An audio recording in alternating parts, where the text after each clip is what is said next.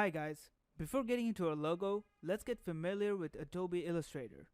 So we're going to do a basic run through of the software on this lecture, so in case you came here with some knowledge of some of the tools and functions of this software, you can skip this lecture, but I highly recommend you go through it. So let's get right to it. So after you've opened up Illustrator, you should see this interface right in front of you. Here I'm using Illustrator CC 2018. We're going to go ahead and create a new document by clicking on Create New. As you can see, there are multiple templates here with given dimensions. You can use these to speed up your workflow if you know what type of artwork you're creating. For now, we're going to customize our own work area. So we're going to call the file Introduction and keep the dimensions however it is. We want our color mode to be RGB and raster effects at high. Next, we're going to click on Create. So this is our workspace. To make sure we're looking at the same things, we want to click on the top button over here and click on Essential Classic. Now you should have a similar looking workspace as mine. So on the left panel here, we're looking at our basic tools, and on the right panel, we're looking at various types of tools and functions which will help us getting into the nitty-gritty of various types of actions. So on this lecture, we are only going to look at the tools and functions that we need for the logo designs. So to begin, let's first make a shape so we have an object to play around with and see how some of the tools are going to work. In order to do that, we're going to select the rectangle tool by clicking on the icon or pressing M, and then click and drag to make a rectangle. As you can see, it's a white rectangle with black borders for now. So we're going to change the color to something more visible by double clicking on the swatch here and change the color. Next, we're going to click on the stroke options here and click on the no stroke swatch to get rid of the black stroke. So there are two types of selection tool on Illustrator. There's a selection tool which you can select by pressing V. It's just basically to select an object and move it around.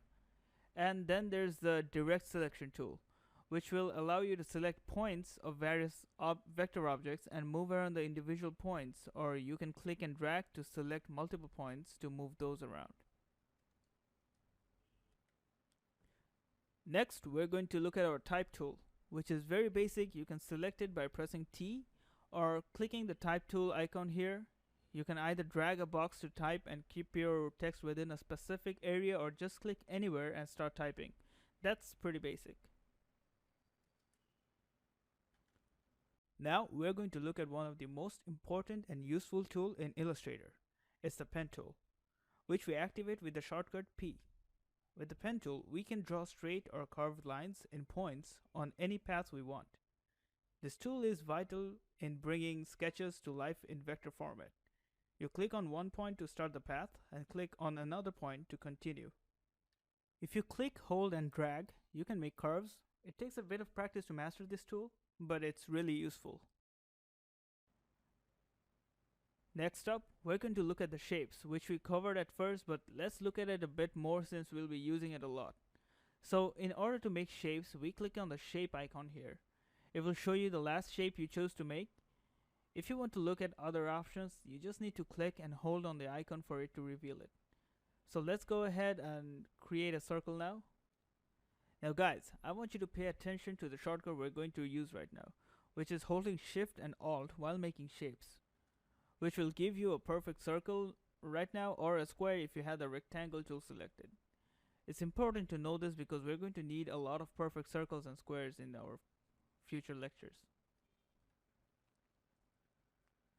Next, we're going to look at the Shape Builder tool, which very basically lets you connect two shapes together into one shape. So we're going to combine this circle and this rectangle here. So we're going to select both of these and just drag a line between them with our Shape Builder tool selected. There you go, we have a new individual shape. Now we can do something more with this.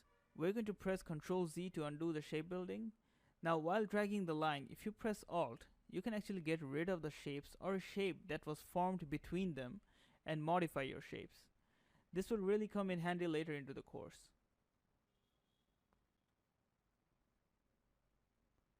Finally, we're going to look at the gradient tool.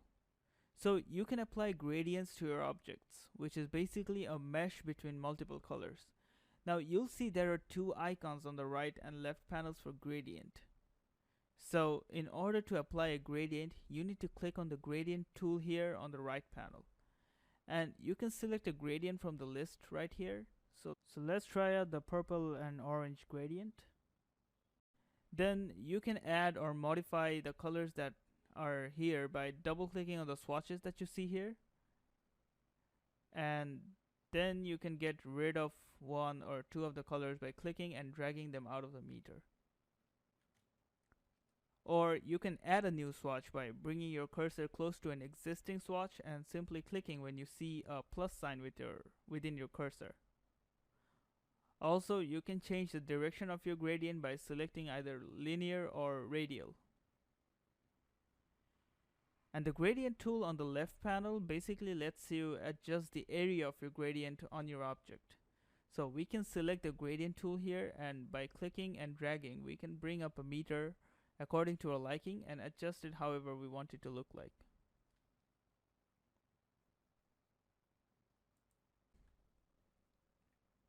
So that's it for now, guys. This has been a great warm-up session. Now we're ready to get to the logo design. I'll see you on the next one.